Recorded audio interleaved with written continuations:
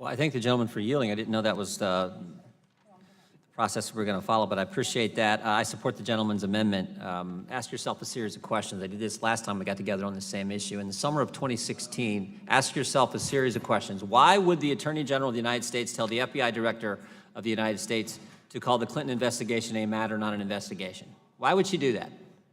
Why in the summer of 2016 would the Attorney General meet with the former President, Clinton, on the tarmac 1 day before the Benghazi report is to be released, 3 days before Secretary Clinton is to be interviewed? Why would the Attorney General meet with President Bill Clinton on the tarmac at the Phoenix airport? Why would she do that? Why would, in the days just following that meeting between Ms. Lynch and President Clinton, why would the Attorney General of the United States, in correspondence with the public relations folks at the Justice Department, why would she use the name Elizabeth Carlisle on her emails and not Loretta Lynch? Why would she do that? Mr. Raskin, you're laughing. I'm laughing too. Why would she do that? If you're just talking about grandkids and golf, why the need to use a fake name? Right? Why would she do that? And why would the Department of Justice give Cheryl Mills the greatest immunity deal I've ever seen, the Secretary Clinton's former chief of staff? Why would they do that in the summer of 2016? And why would Director Comey, as my friend and colleague pointed out, draft an exoneration letter before the investigation of Secretary Clinton is complete and before Secretary Clinton has even been interviewed by the FBI? Why would all those things happen in the summer of 2016? It just seems like a logical question to ask. Maybe, just maybe, it was because there was something else going on in the summer of 2016.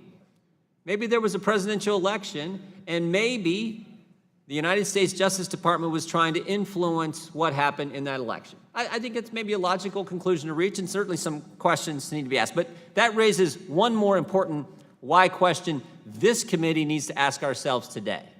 Why won't, this is where the ranking member is right, we should conduct our own investigation, the ranking member just said, which raises an important why for the House Judiciary Committee.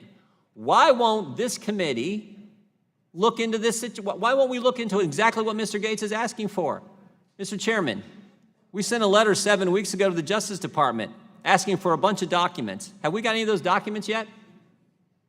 I don't think we have. So maybe it's time the House Judiciary Committee did its job and started looking into these issues that Mr. Gates raises in his resolution that this committee passed 7.5 weeks ago. Maybe that's the most important. All those other why questions from 2016 are pretty darn important, but the most important why question is, why isn't the Judiciary Committee looking? I would love to have Mr. Comey sitting right there where these folks are sitting at the table and ask him some questions about those things that took place in the summer of 2016. I'd love to have Loretta Lynch sit there, ask her some questions about why these things took place and why did she have to use the alias Elizabeth Carlisle? That's the kind of thing I think the American people are demanding. Those are the questions they want to ask, and the most important question is the one we need to ask ourselves. Why isn't the House Judiciary Committee doing an investigation? So I support the gentleman's amendment, hope it passes, hope we don't just table, call the previous question on the Democrat amendment. I hope we pass Mr. Gates' amendment and refer it favorably.